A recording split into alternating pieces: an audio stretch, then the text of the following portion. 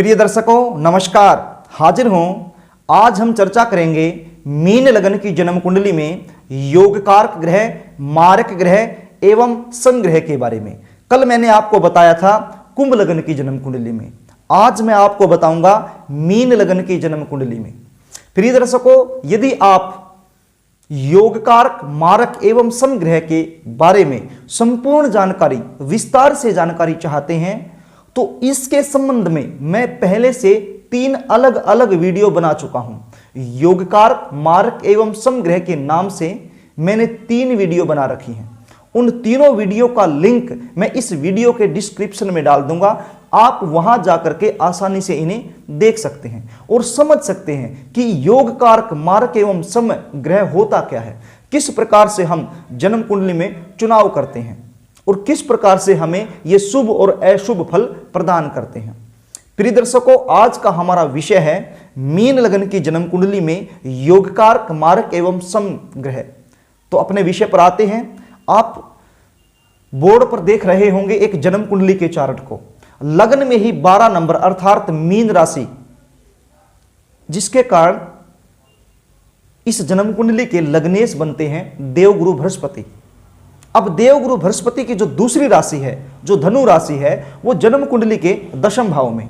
अब 2 अच्छे भावों के स्वामी होने के चलते, त्रिकोण के स्वामी होने के चलते देवगुरु बृहस्पति मीन लगन की जन्म कुंडली में अति योग कारक ग्रह बनते हैं। अब आप जन्म कुंडली के 5वें भाव को देखिए। 5वें भाव में 4 नंबर अर्थात कर्क राशि लिखी गई है, जिसके स्वामी बनते हैं चंद्रदेव। तो त्रिकोण के स्वामी, साथ ही लग्नेश के साथ अति मित्रता होने के चलते चंद्रदेव भी मीन लगन की जन्म कुंडली में अति योग कारक ग्रह बनते हैं। अब आप जन्म कुंडली के 9वें भाव को देखिए। 9वें भाव में 8 नंबर अर्थात वृश्चिक राशि, जिसके स्वामी बनते हैं मंगल देव। अब मंगल देव की जो दूसरी राशि अर्थात मेष राशि जन्म कुंडली के दूसरे भाव में। अब दूसरा भाव मारक भाव है, लेकिन मैं आपको बता दूं, किसी भी ग्रह की एक राशि यदि त्रिकोण में है और लग्नेश के साथ अति मित्रता का भाव रखता है तो वो ग्रह हमेशा ही योग कारक ग्रह की श्रेणी में आता है। तो यहां पर मंगल देव की जो एक राशि है वो त्रिकोण में है, साथ ही लग्नेश के साथ अति मित्रता है, तो इसके चलते मंगल देव भी मीन लगन की जन्म कुंडली में अति योग कारक ग्रह बने। तो प्रिय दर्शकों, मीन लगन की जन्म कुंडली में सबसे पहले देवगुरु बृहस्पति, उसके बाद चंद्रदेव, उसके बाद मंगल देव अति योग कारक ग्रह बने। ये ग्रह जन्म कुंडली के जिस भी भाव में जाएंगे, बैठेंगे, देखेंगे, उस भाव संबंधित फल में हमेशा वृद्धि करेंगे। अब बात करते हैं मारक ग्रह की। जन्म कुंडली के आप तीसरे भाव को देखिए, जहां पर 2 नंबर अर्थात वृष राशि लिखी गई है, जिसके स्वामी बनते हैं शुक्रदेव। अब शुक्रदेव की जो दूसरी अर्थात तुला राशि जन्म कुंडली के 8वें भाव, 8वां भाव अशुभ भाव कहलाता है, और जो तीसरा भाव है वो भाव भी बहुत ज्यादा मेहनत का है, पराक्रम का है। तो दोनों ही अच्छे भाव नहीं हैं। अब 2 बुरे भाव के स्वामी होने के चलते, साथ ही लग्नेश के साथ अति शत्रुता होने के चलते शुक्रदेव मीन लगन की जन्म कुंडली में अति मारक ग्रह बने। अब आप जन्म कुंडली के 7वें भाव को देखिए। 7वें भाव में 6 नंबर राशि कन्या राशि, जिसके स्वामी बनते हैं बुध देव।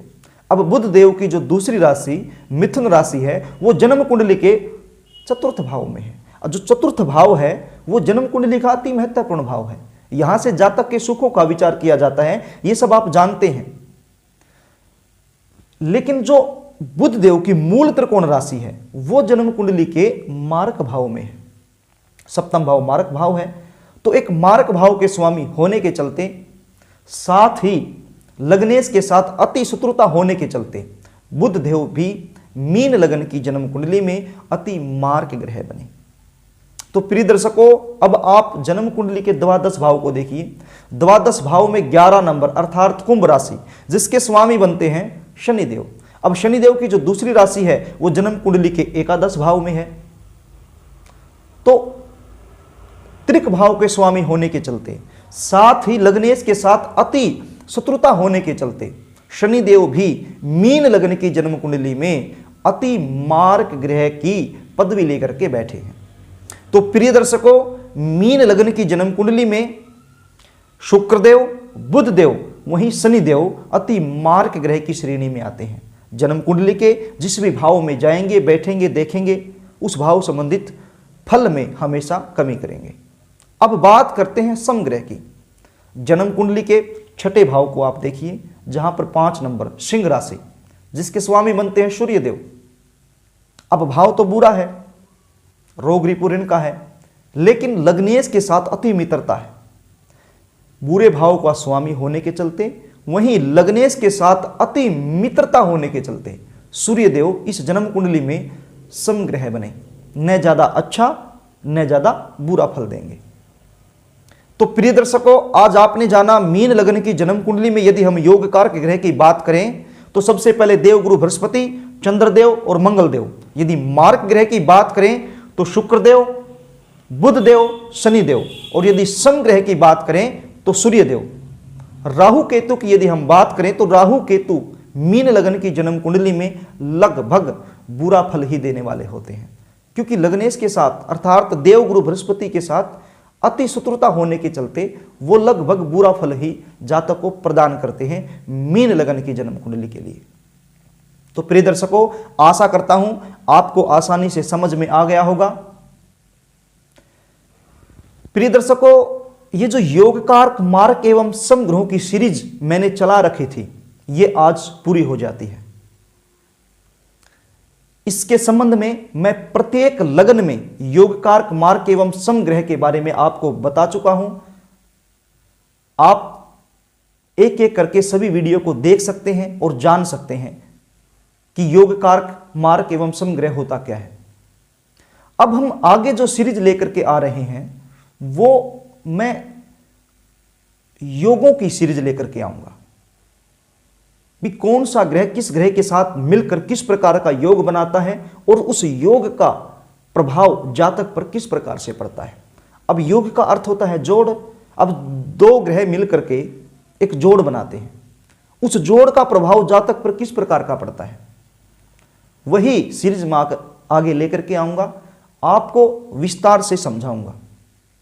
तो प्रिय दर्शकों, आशा करता हूं मेरे द्वारा दी गई जानकारी आपको समझ में आ गई होगी, अच्छी लगी होगी। यदि कार्यक्रम अच्छा लगा हो तो चैनल को सब्सक्राइब करें, बेल आइकन को प्रेस करें, वीडियो को लाइक कर सकते हैं, कमेंट भी कर सकते हैं, शेयर भी कर सकते हैं। आज के लिए बस इतना ही। कल फिर मिलेंगे एक नए विषय के साथ। तब तक के लिए नमस्कार।